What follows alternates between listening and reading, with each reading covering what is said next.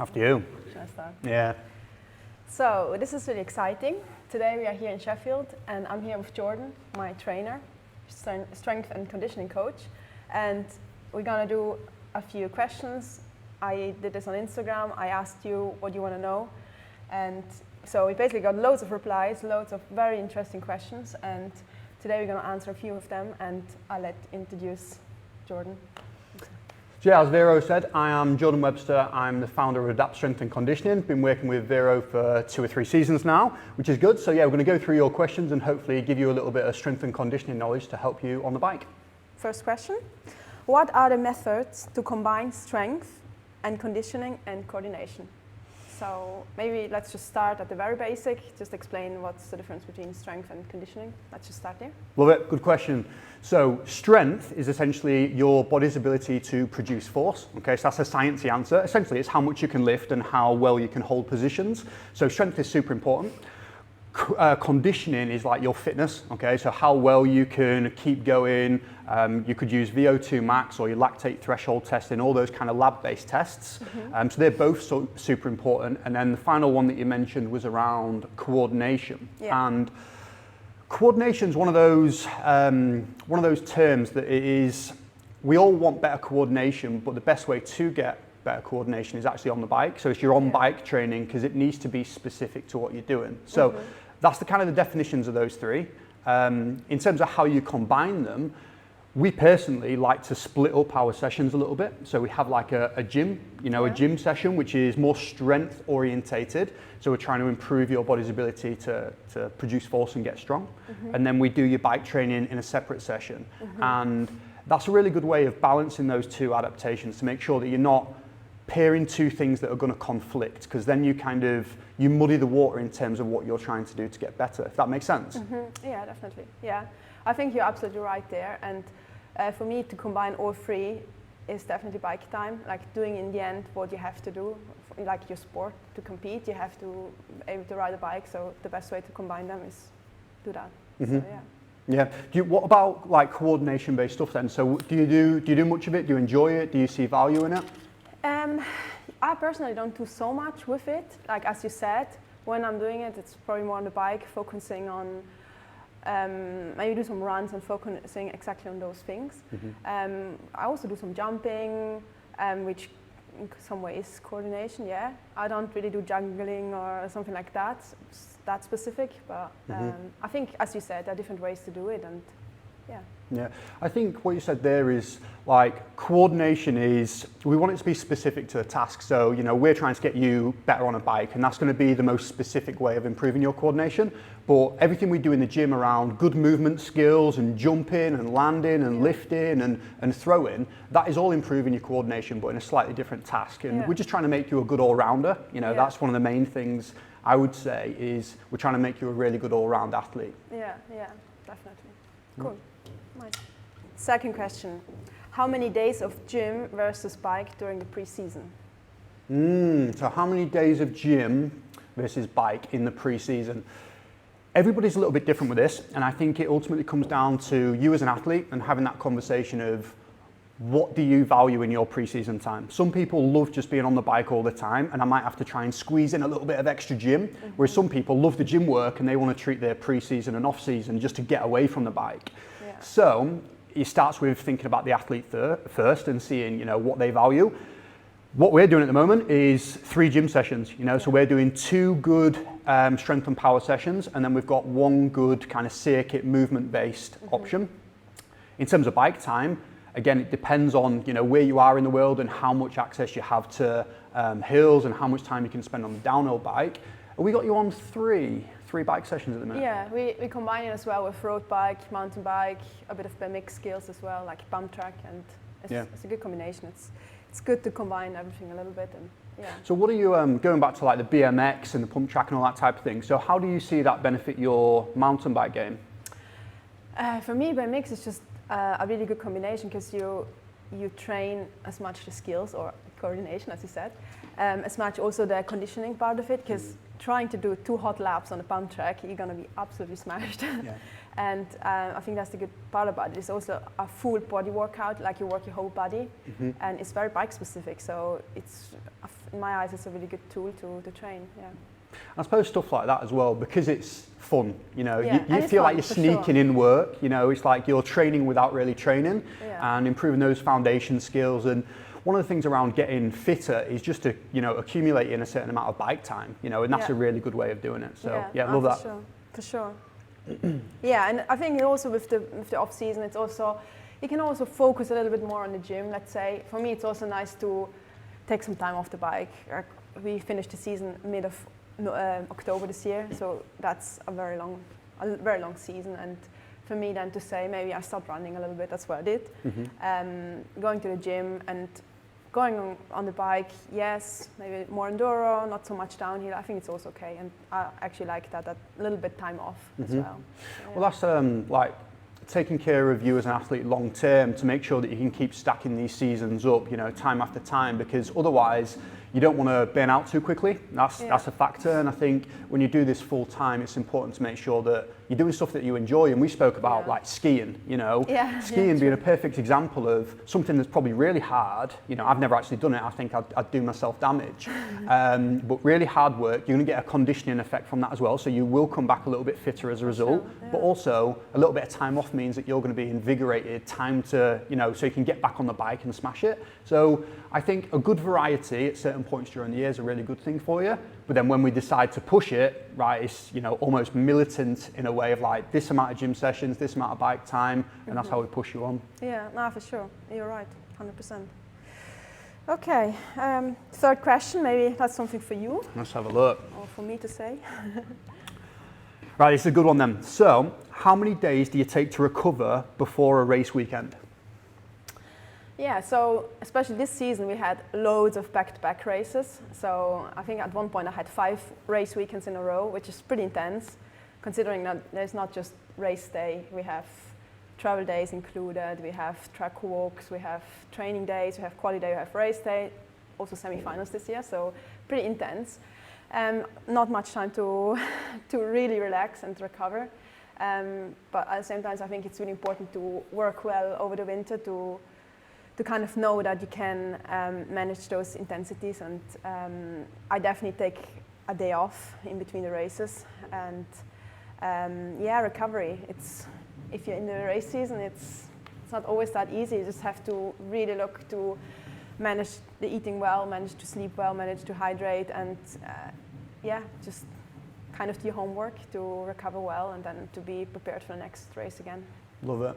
So with, I guess one of the important factors about what you do is travel. So how do you find travel? Is that something that you've just gotten used to, or does it still like really knacker you out, and does that, you know, carry over into performances, do you think? It's definitely knackering.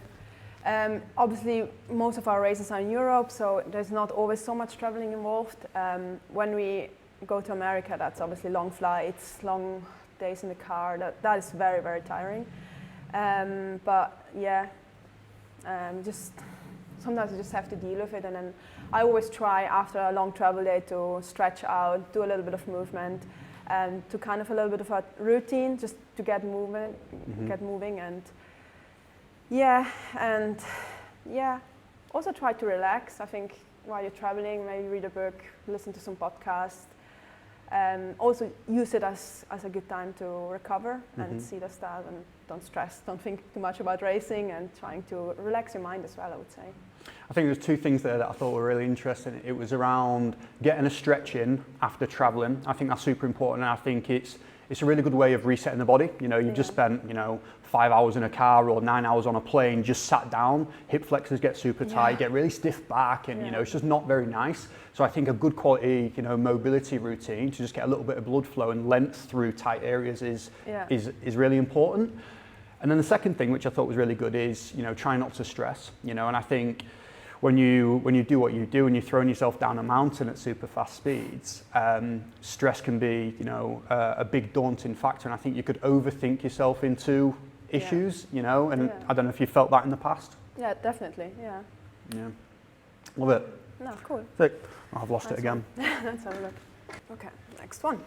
How do you maintain strength throughout the season? Gyms on the run or home workouts? So that is a really good question. Maintaining strength and power and everything in season that's the golden question. You know, it's how do we manage to do that? And it's a lot of problem solving, you know, and we've got to kind of factor in logistics and all that. And I think both of those, so doing home workouts and, you know, grabbing a gym session on the go is going to be a big strategy for us. Yeah. And I think either or, to be honest with you, I think it depends. One of the things I'm thinking about from a strength and conditioning standpoint is when you train in the gym, you know, so if we take power, for example, so power has a shelf life, so it stays within your system for about 7 days, okay? Mm-hmm. So if you don't go 7 days without training power, you'll start to lose it a little bit. Okay. So we want to try and do that or do some form of power work every single week. So that might be a few jumps, it might be some throws, something along those lines. Mm-hmm. So try and do that consistently. Whereas conditioning and strength both stay in your system for about 30 days. You know, so you could train them a lot less frequently and still maintain that strength. And there'll be some people that are thinking, I've taken a 2-week holiday and I feel terrible after it. And it's more that the strength and the conditioning just goes to sleep a little bit and you just need to re-wake up and just get used to the feeling. Yeah. But knowing those, you know, that recipe, we just need to choose throughout the season how we best tackle it. So if it's a home-based workout that we're doing, well, we could definitely get some good power work in, we could get some really good conditioning work, and we might just be able to tickle along with a little bit of strength. I want to ask the same question back to you. How do you think you maintain strength in season? Like, what's your best strategy for that? Yeah, I mean, it's obviously not that easy if you have, as I said, 5 race weekends in a row. But then, as you say, we still kind of trying to get those sprint sessions in at least once a week. Also, yeah, with gym, like I have a workout routine what I usually also do as a warm-up, and it probably takes 10-15 minutes, and probably just doing that is probably enough to keep moving, to keep a little bit also, yeah, just a few exercises. And yeah, obviously it's not, I would say from my point of view, it's not that easy to maintain always that strength, but I would say in my sport it's also not important that on race day I'm able to squat as much as I am able in the off season. You know, like it's more, okay, it's important to build that strength, but in the end I have to race my bike and not have to have the same strength in the gym as, you know what I mean? 100%. So, yeah. You know, and I think speaking to a few different riders on what they get from strength and conditioning is really interesting, because I think the common theme across the board is the strength and conditioning work is great. You know, it might give you a few extra watts and allow you to build up a little bit more speed, but the most important thing that it gives you is a robust body so that you can tolerate time on the bike, so that you can practice that skill work and you can get good at choosing lines and feeling confident. So I agree. I don't think you need to be at peak 1 rep max strength by the time that you're going to go down the hill. I just think it's important that we get you strong enough so that you can tolerate time on the bike, and that's the number one. What you mentioned before around having a good quality like mobility and warm-up routine, for me, that's a really good way of sneaking in little bits of strength, you know, so making sure that certain key injury areas are taken care of. So a little bit of neck work, a little bit of hip flexor strengthening, some core work, just to make sure that you're staying in good alignment and you've got a good posture. That's a really good thing for us to do. That's actually a good point, because the core, for me, it's super important. I really feel the difference if I have a strong core on my bike. So that's definitely one of the things I really try to keep going even during the season, and try to maintain that, because I think it's super important. And core work as well, that is one of the things that you can, it's easy to get good quality core strength and core endurance work in on the go, because there's so many bodyweight exercises or just a few bits of equipment that you can get something solid in. So yeah, I think that's a really good point. And core work you mentioned just helps you feel better on the bike, and science backs that up as well. Like it helps you hold better positions for longer, reduces risk of back injuries and all that type of thing. So I'm all for it. Let's smash it. Yeah, cool, nice. All right, get a drink. The next one is. This is a bit of a funny one. Do you enjoy this or do it because it's your job? So that's me to you, isn't it? That's probably you to me. So what do we, I guess, are we saying, do you enjoy mountain biking, or is it the strength and conditioning, do you think? Maybe a bit of both. I would say gym is probably not my most favorite workout of the whole program, let's say. I definitely enjoy more being outside on my bike, But I also like the fact that you start doing it and you can see improvements quickly, and that's what I like about it. And I also like that I feel good because I can feel the difference, and when I feel good, I really like that about it. And of course, sometimes it's hard to get yourself motivated, but then I always just see it as like a long-term thing, like just do it, just show up, just keep doing it, and it's probably more, just the consistency. I think the numbers part of the gym is a really reassuring part. You know, you can go into the gym and you add 1 kilo, you can see progress really nicely, and I think that's good for us from a confidence standpoint. You know, and I feel that as well. Because sometimes when you're on the bike, you know, you might not always get that reassurance straight away that you're getting better. So I think it's nice to have something within your program that you consistently chip away at and know is making you better. Yeah, definitely. And what about mountain biking then? So do you enjoy this, or is this just a job for you? It depends. I mean, we're in the UK since 2 weeks, and it has been raining for 2 weeks, and sometimes I feel like, the weather is sometimes a bit challenging, but no, I'm joking. I'm obviously enjoying it. I know I'm super lucky to be able to do this job and to do what I'm doing, and so sometimes I'm just not as easy as others. Sometimes we are struggling a bit more, but all in all, I know I'm lucky and I enjoy it. Like, it's my job, and I think it's the best job I can have. So definitely. Love it. Good. Yeah. Good answer. Yeah. All right. Let's see. So this is a question for someone. So he says, I am doing a 5-day Whistler vacation. How do I prepare for a dozen DH downhill runs on a day? So what would your tip be? So how do we prepare for that many runs across a week? So it's difficult, and I think the biggest thing about that type of week is preparation. We've got to make sure that you are training way ahead of that, and that's the best way you're going to do it. And I think a few things that I'm thinking about from a strength standpoint or a strength and conditioning standpoint is making sure that you are fit enough to deal with that. Okay. Fitness and aerobic capacity is another way of saying it. That allows you to recover faster between runs and also train multiple days in a row. So the fitter you are, the more you can train. Makes sense. So getting your aerobic fitness up, and we can do that through long rides or repeated downhill efforts is one of the things. So I think that's one thing, making sure that you're fit, making sure that you are super strong so that you don't get ragged around on the bike too much, and you can drive it, not be a passenger. That's going to be super important. And then 5 days, it's going to be intense, right? So I think maximizing some of the other stuff that's nothing to do with strength and conditioning really is, your nutrition, making sure you're getting loads of protein in, you're hydrating well, you're getting some good carbs, making sure you're sleeping well, try and get the 8 hours. And a few recovery type sessions may be a really good option. So a little bit of foam rolling if you like that, a little bit of stretching, but probably just maximizing your downtime when you're not on the bike would be some of the things I'd be thinking about. So no beers? Less beers, do less beers. We've got to enjoy it as well, but I guess it really depends. I think, and the other thing is, ideally you don't go from 0 downhill bike time to doing all that. You want to try and gradually build into it as best as possible, which isn't always easy depending on where you live. What do you think? How would you prepare for that? What would make you feel confident? I would definitely say do a good warm-up, because that's also important. Always, first runs, take it easy. I always say that to everyone, because most crashes always happens first run or the last run. And just take it easy. Maybe 5 days is many days in a row, so maybe don't do like everything, trying to do everything on the first day. Like, start steady, and as you said, recovery is important.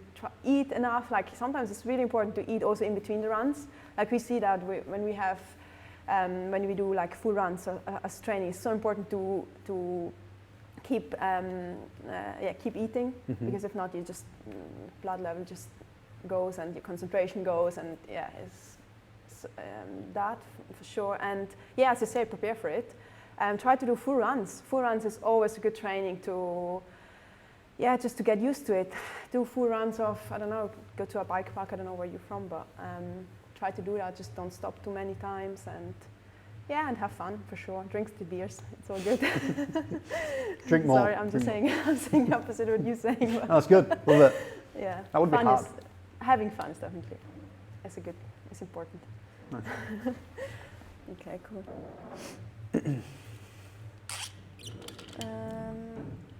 Yeah, so this one says, the question is, gym program during the season or only in the off season? So we kind of already spoke about it. Do you want to say anything else? So yeah, maintaining strength and conditioning and power in season is going to be really important for you. And we know that it's going to be difficult depending on, you know, your race schedule. But I definitely would try and maintain something, you know, and I think even if it's a 30-minute mobility and core workout, you're still going to see the benefits from that. So it doesn't need to be a full-blown 2-hour gym session for you to feel like you're being productive. Yeah. I think little and often, and that is one of the ways that I think you'll maintain long-term and keep making progress race to race, but also year on year. Yeah, yeah, that's good, definitely. Nice. Nice. Best stretching routine, how many times a week? That's a tricky question, that's good. So I think the best stretching routine and how many times a week is a good question, and it's a long-winded question, so I'll try and keep it pretty simple. I think with mobility, little and often. So I think every time you go into the gym or you get on the bike, if you could do something that's going to help prepare your body, you know, so a little bit of a mobility flow, a little bit of yoga, and it can be 5-10 minutes just to get everything loose. That is going to be one of the best ways, because you can accumulate a lot of total time of stretching if you do it like that. So you don't have to put aside 3 hours of stretching a week, but you can accumulate, you know, 10-minute blocks fairly often if you train often. I think stretching is one of those things. You want to be mobile enough. I don't think you need to be gymnast level flexible, you know, and that would take a lot of work to get there. But I think everybody has their own little, you know, level of mobility that they require. Yeah. So what do you think? Like with mobility and stretching, how often do you like to do it? I definitely do a bit before I go to the gym. So do a bit of mobility and stretching at the same time. Usually also after riding. I have to say it's probably the thing I'm not doing enough. Like I'm also sometimes a bit too lazy with it.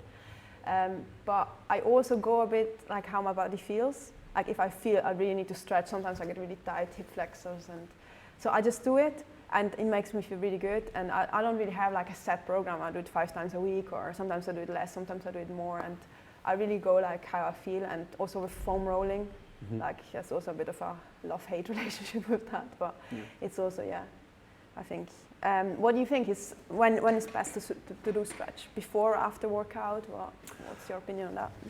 I think I would definitely do some form of stretching in your warm-up before you get on the bike or before you start lifting weights. And I think doing more kind of active range of motion stuff, so a little bit more dynamic in nature is what I'd do in the warm-up, and then I would do more of your static-based stretching afterwards, just to kind of help you out there.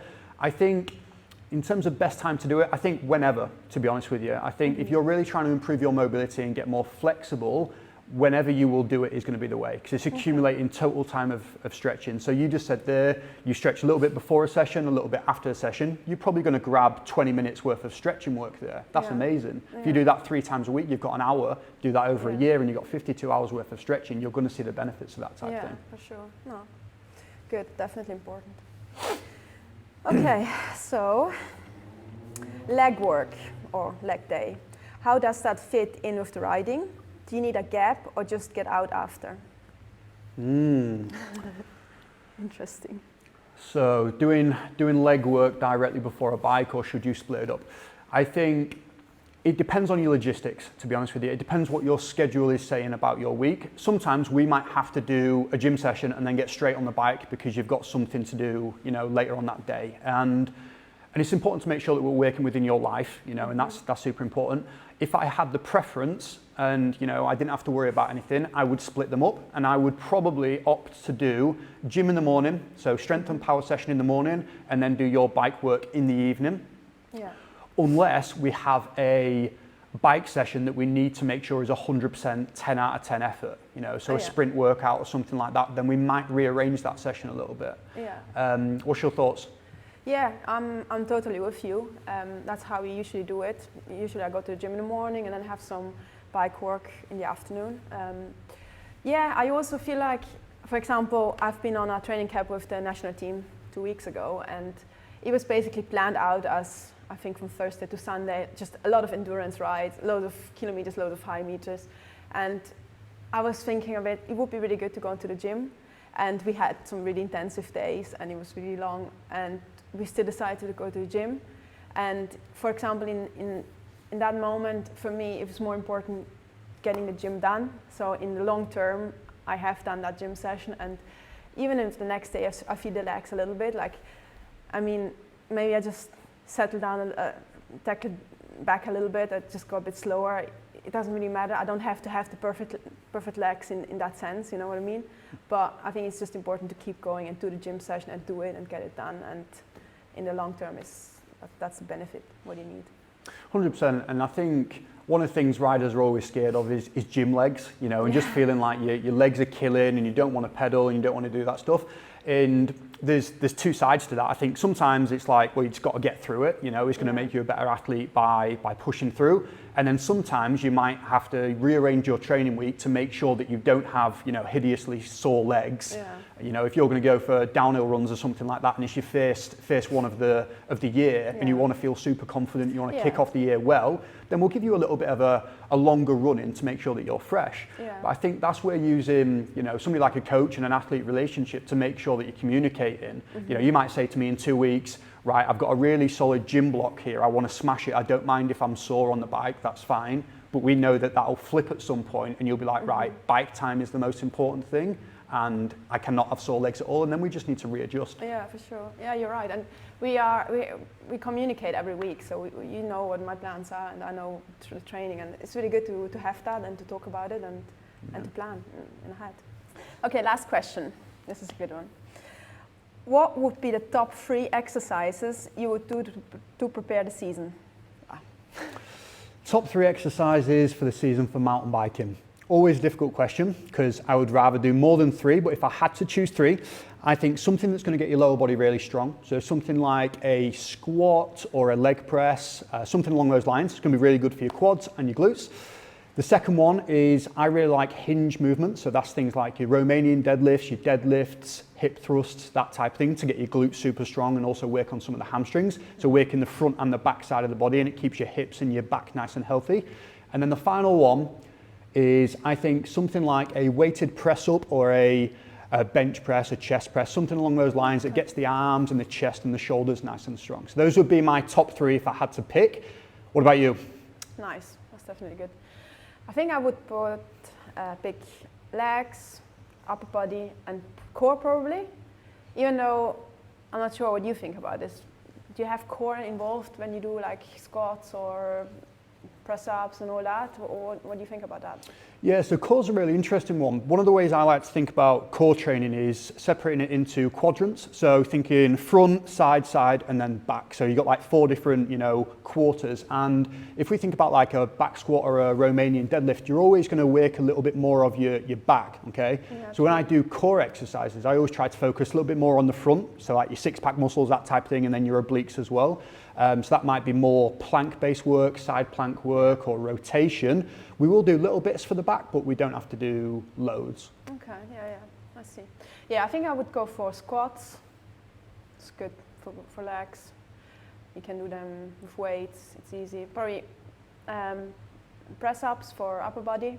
It's also easy to do. You can do them normally weighted, easy. And yeah, probably find something for core, like even planks, side planks, front planks. How the one's called when you from the bench with the bench?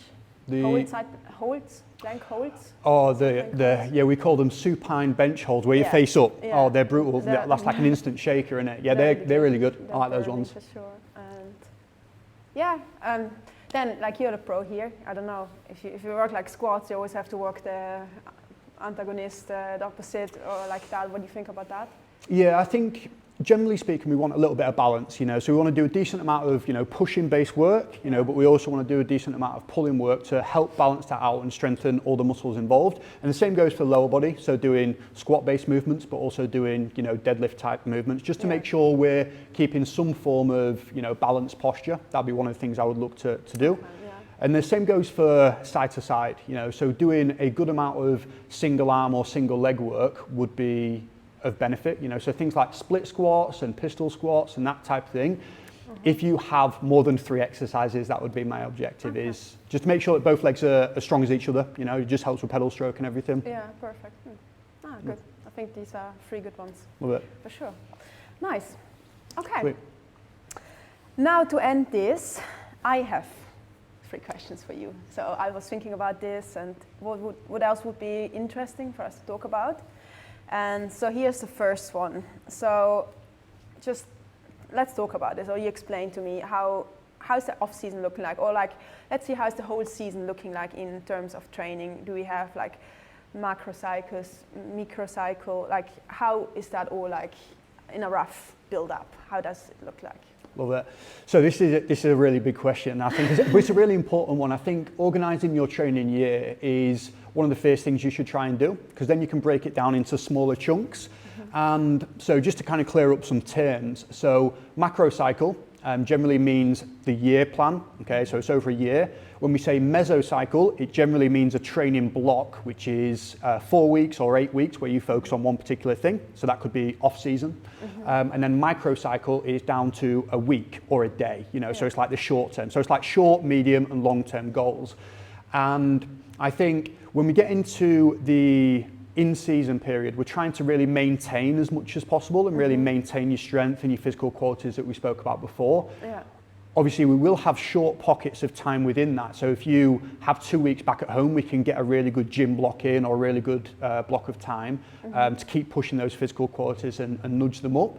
But our big opportunity to get you more physical and get you stronger is going to be your off-season. And for us, what we like to do is break up your strength and conditioning work into 4 to 6 week blocks. Okay, so you'll do the same thing or something very similar to 4 to 6 weeks, and then you move on to something slightly different. So as you get closer towards the season, we're gonna do more power work to freshen you up. We're gonna do less of your higher rep stuff that makes you really sore.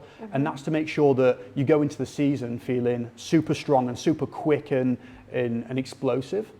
And another way of kind of explaining that build up from an off-season standpoint is like a pyramid, okay? Yeah. So the off-season, at the beginning, we're starting to lay some really solid foundations, nice and wide, you know, so we'll do higher rep ranges, lower weight, and then as we progress through the blocks and we get closer to in-season, we do less and less. So we try to narrow a little bit. And that's one of the ways we think about like developing a year-round season.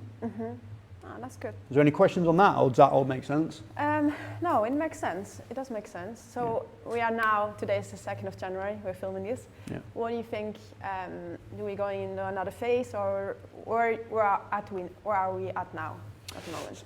So, as we are at the moment, I think we have just completed a really good solid block of training. We've had a few weeks of, you know, Christmas, which, you know, you do a bit of this, a bit of that, but generally it's kind of a downtime, you know, space where you maintain for a little bit. The next stage for us is bring the reps a little bit lower on a lot of our big compound exercises so we can lift a little bit heavier. So we're really working on max strength and your ability to be super strong. Yeah. But we're also going to make sure that your aerobic efforts get a little bit longer. You know, we're going to make sure that we really maximize your ability to dig deep for a longer duration of time. Okay. So I think we've completed a really good prep block, and now we're gonna go for it. Yeah, that sounds good. Yeah, exciting. Good. So do you think if someone wants to start now, like New Year's resolutions and all that, do you think it's too late to start, or is there still... Never too late. Never too late. Never too late to start. I think what you might have to do is readjust your expectations of what your first program looks like and make sure that you start off nice and gradual give yourself 2 weeks of just going in and ticking the box and just getting some good quality movement and then gradually start to add. I think in terms of injuries, you know, from me as a coach, I see most injuries happen in the 2 to 3 week mark, you know, because people are getting super confident, you know, and maybe a little bit too confident for where their body's at. So I think give yourself a nice little bit of momentum building before you start lifting super heavy weights. Okay, no, cool. No, good answer.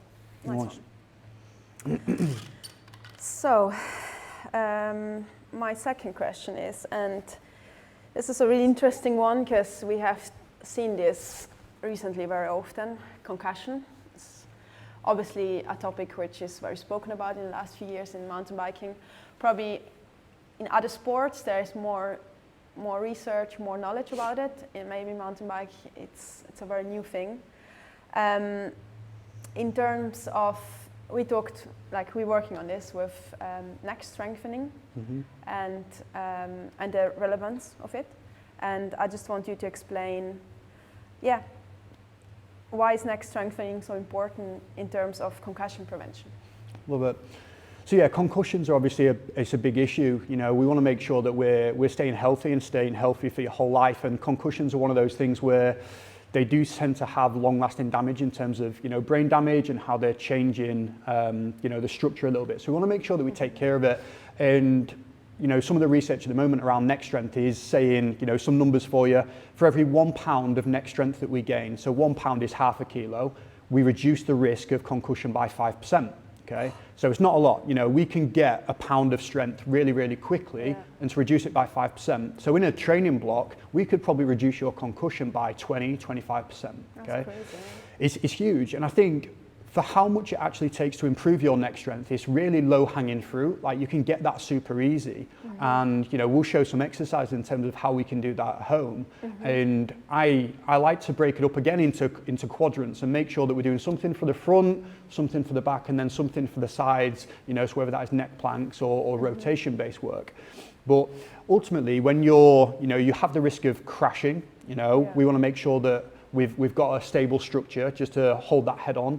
But also when you're wearing helmets, that does, you know, it does change the way your vision looks and that type of thing. And there's already some weight on it with the helmet. Exactly, you know, there's already weight there. So we want to make sure that by having a solid neck, it allows you to hold vision super stable as well. So you're not getting whipped around all the time. The better your vision, the better your decision making, the better you can anticipate what's actually happening. I think the better your performance potential as well. So I think training your neck as a mountain biker, super important. Yeah. What kind of knowledge do you take? Because you have so much experience with other sports as well. What kind of knowledge do you take from other sports where they're already advanced in that to mountain bikes? And for us, like, what would you, like, It's really interesting. So the research in concussions and neck strength isn't all there yet. So it's definitely an emerging concept. However, some of the things that I think are really exciting is the benefits of things like mouth guards, actually. So in rugby and mixed martial arts, they use mouth guards to bite down. And I think those types of things have the potential to be beneficial for things like concussions and that type of thing. But that's very much like an idea at this point. Some of the other things that I think are important from other sports is when you train your neck, you get sore really quickly. So we want to make sure that we gradually build it up. Okay, so we don't want to go from 0 to 100 with neck strength super quick. You want a few sets a couple of times a week and then gradually increase it. Because ultimately what you're doing is you're weakening the structure for the next day or two. You know, when you get sore legs, you're not very strong in your legs when you're sore. So the last thing we want to do before you go on a downhill ride is give you a sore neck, because then we're then increasing the chance of concussion and neck strain by trying to prevent it. So we just need to make sure that we get that balance right. Okay, interesting. And you can probably do something very basic with already putting a helmet on and just laying over a bench. Like that would already like strengthen your neck. That would already be like a good exercise to start with, or? Perfect, exactly that. And you know, we'll go through a few. And I think for people that do try afterwards, you'll realize how weak your neck is just from a few simple exercises. But that's good news. The fact that you found something that you're not very good at, lean into that, and you've got some really easy gains.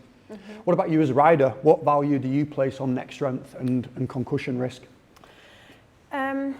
I feel it's a very scary topic. I have to say I didn't have a concussion myself in my career, so I can't really say I experienced it, but it is very scary to see from how many people have been out in the last few seasons because of it, and it is a very severe thing because it's not only affecting your season, your races, it affects your life. Like it could have lifelong effects, and I think it's just something we really need to take care of, because obviously we are athletes today, but we still live a life after being an athlete. So it's maybe something where it should definitely be taken care of. And that's, for me, it's really important because I also want to prevent it. Like I didn't experience it, but I definitely want to prevent it. Yeah. Love it. Cool. Okay. And the last question. So I've been new to this whole thing. Like I know we have been training for now a couple of years, 3 years, but I've actually been new to the whole ADAPT team. So I just want you to tell me about it. What is ADAPT? How did it start? So ADAPT is a team of performance professionals, essentially. So there's me, another S&C coach, and we have a physio, a nutritionist, and a psychologist. And ultimately our goal as ADAPT is to make you better as athletes, you know, to increase your performance, decrease your chances of injury, and generally just get you enjoying training. And we're predominantly an online training service, but we do have a decent amount of face-to-face sessions just to make sure that we're taking care of technique and that type of thing. Yeah, and it's really cool because we've got a good group of people that are together. We've got different athletes, we've got mountain bikers, we've got rugby players, we've got mixed martial artists and combat sports.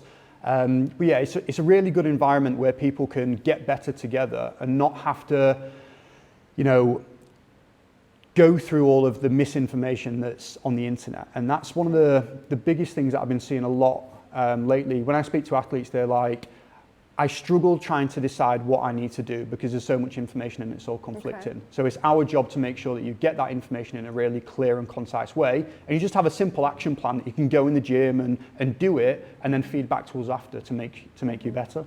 Yeah. How have you found it? How have you found ADAPT so far?